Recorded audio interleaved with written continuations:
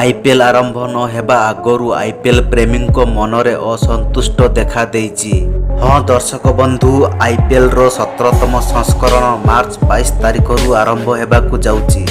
IPL 2024 रो online ticket booking आरंभ होई जाइछि, किंतु सर्वर डाउन को नहीं असंतुष्ट क्रिकेट प्रेमी।